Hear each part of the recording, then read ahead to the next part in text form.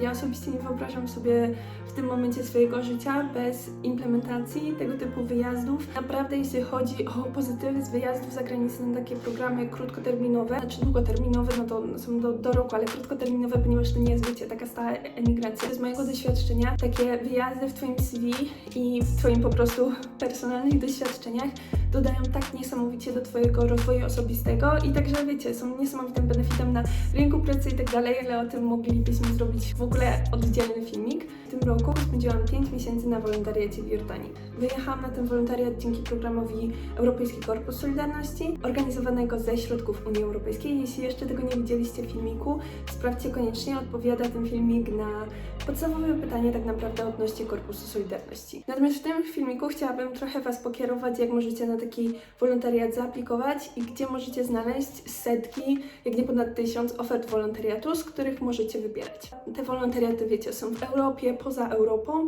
na długość od 2 do 12 miesięcy. Ja osobiście wiedziałam, że coś takiego jak Europejski Korpus Solidarności istnieje przed wyjazdem na swój wolontariat.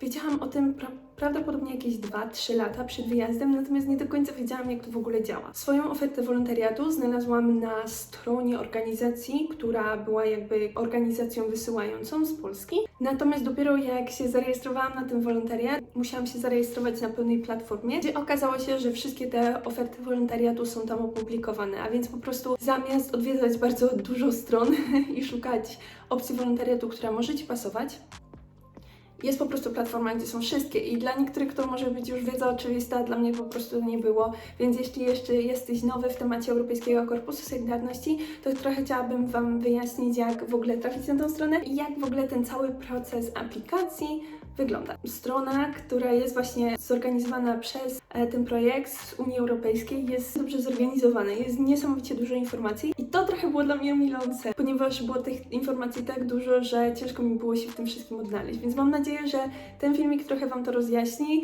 razem z poprzednim filmikiem, który mam wrażenie był trochę taki bardziej inspiracyjny, odpowiadał także na takie podstawowe pytanie, które ja miałam przed wyjazdem na wolontariat i pewnie wiele osób takie pytania ma, ale także tamten filmik miał też trochę na celu być takim inspiracyjnym, a dzisiaj przejdziemy do rzeczy. Dobra, a więc w pierwszej kolejności wchodzimy na ten Youth Portal. To jest tak naprawdę na stronie Unii Europejskiej i właśnie poprzez nią można przejść do tego portalu Europejskiego Korpusu Solidarności. Mamy tutaj opcję I am a young person i I am from an organization, so basically jeśli jesteście osobą, która chce zaaplikować na jakiś wolontariat, to klikamy I am a young person. My tylko tutaj rozmawiamy o tym, jeśli jesteś osobą, która chciałaby wyjechać na taki wolontariat. Więc teraz widzicie na tej stronie, zanim pokażę Wam dokładnie, jak zaaplikować, jak wygląda ten portal, co trzeba wypełnić przed aplikacją i dlaczego w ogóle się trzeba rejestrować na tym portalu, to chciałabym Wam jeszcze zwrócić uwagę na tą część, ponieważ jest tu bardzo dużo informacji, ponieważ było tak dużo tej informacji, że nie wiedziałam, gdzie się skupić. Następne dwie części będzie jedną, tutaj omówię Wam, z jakich opcji możesz wybierać, wyjeżdżając w ramach Europejskiego Korpusu Solidarności. W następnej opcji przejdziemy do portalu, macie zaznaczony timestamp, w zależności od tego, czym jesteś zainteresowany, to możesz sobie zawsze przeskoczyć po prostu do kolejnej części. Ogólne informacje na temat wolontariatu mówiłam w poprzednim filmiku, a więc kto może zaaplikować, jak długo trwa wolontariat, a więc chciałabym omówić, do jakich krajów możecie wyjechać, jakie projekty mamy, jeszcze pewnie się jakieś informacje nasuną. W pierwszej kolejności Europejski Korpus Solidarności, pod nim jest kilka opcji, które możecie zrobić i pierwszy to jest volunteering i to jest coś, na czym ja byłam. Wyjeżdżacie na wolontariat od 2 do 12 miesięcy. Później mamy traineeship and jobs i tego nie będę omawiać, bo jak widzicie w okresie 2021-2027 to już po prostu nie obowiązuje. A dlaczego?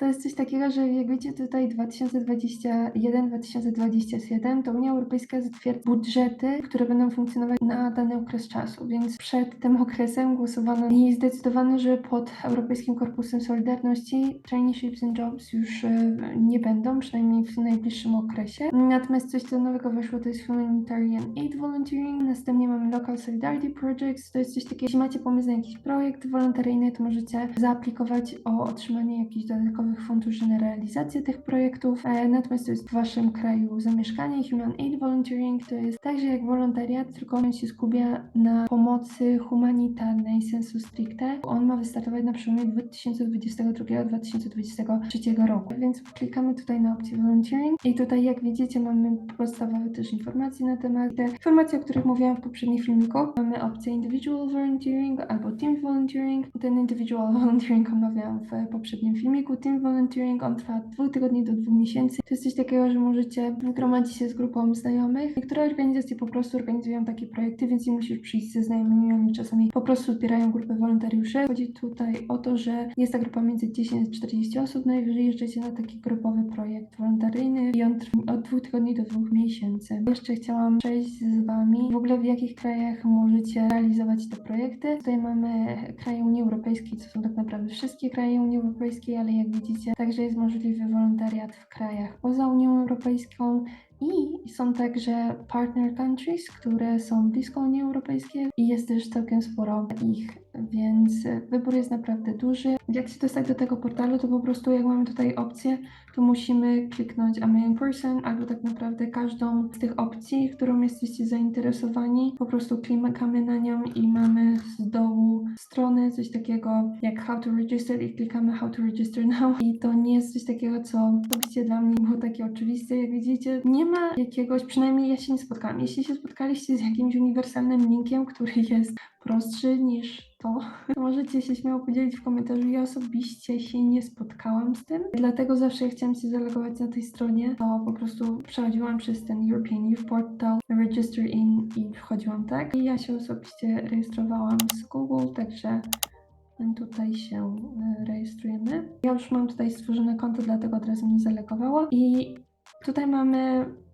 ostatnie dodane oferty, ale do tego zaraz przyjdziemy. Tych ofert jest bardzo dużo. Natomiast w momencie, jak się rejestrujesz na tej stronie, otrzymujesz coś takiego jak Participant Reference Number i to jest po prostu, jak chcecie pojechać gdzieś na wolontariat, to ten numer jest konieczny, żeby oni mogli w ogóle dokończyć całą dokumentację. Nawet jeśli znajdziesz wolontariat na innej stronie, bo te wszystkie organizacje oczywiście też promują te wolontariaty na swoich stronach, więc nawet jeśli znajdziesz ten wolontariat gdzieś indziej, to i tak koniec końców się musisz zarejestrować na tej stronie, więc w pierwszej kolejności będziecie musieli wejść na swój profil i uzupełnić informacje o sobie. Teraz musisz przejść po prostu przez każdy z tych punktów i wypełnić wszystkie informacje. Teraz przechodząc do najlepszej części, Opportunities. Teraz jak możecie zobaczyć, mamy 478 Opportunities Fund i to jest Show Only Opportunities I can apply for. Bo jeśli to odznaczymy, to tych możliwości jest obecnie 800 i teraz już mamy grudzień, więc możliwe, że nie ma tych możliwości tak dużo. Też kiedyś jak sprawdzałam ilość możliwości, to było nawet ponad 1000. Natomiast no, wiecie, i tak jest ich niesamowicie dużo. Gdy zaznaczamy to, różnica w ilości tych możliwości jest po prostu taka, że w zależności od projektu nie wszystkie narodowości mogą zaaplikować na taki projekt. Dlatego jak to już jest automatycznie zaznaczone, to widzisz tylko projekty, na które możesz zaaplikować jako osoba danej narodowości. Więc mamy w tej chwili 478 możliwości. Wydaje mi się, że to jest całkiem sporo. Możecie oczywiście widzieć je w formie listy. Jest ich bardzo dużo, no ale żeby zobaczyć, wiecie, opis każdego takiego projektu, musicie sobie kliknąć w niego. Ja sobie jednak lubię to przeglądać w formie mapy. Tutaj po lewej stronie mamy Activity Country, więc możecie, jeśli macie na przykład jakiś konkretny kraj, w którym byście chcieli zrobić swój wolontariat, to możecie śmiało po prostu sobie go zaznaczyć. Ja miałam znajomą, która koniecznie chciała spędzić czas w Francji ze względu na język i tak dalej i wybrała sobie po prostu jakiś wolontariat z Francji. To nie musi być coś spoza Europy. Ja osobiście miałam taką preferencję, ale to totalnie może być projekt w Europie i tak naprawdę nie ma kraju europejskiego, w którym nie byłoby projektów. Oczywiście biorąc pod uwagę sytuację w Rosji i Ukrainie, tych projektów nie ma, więc tak po lewej stronie mamy kraj, którego możecie sobie wybrać, mamy Activity Topic, jeśli macie jakieś preferencje, mamy Start After and Before, jeśli jesteście ograniczeni jakimiś terminami i tutaj mamy jeszcze Activity Type. Jobs, Volunteering, Traineeships, ale tak jak mówiłam, zmieniłam jobs and traineeships, one już nie funkcjonują, więc tak naprawdę wszystko, co tu widzicie, to są po prostu volunteering opportunities. Jeśli chodzi o patrzenie na tą mapę,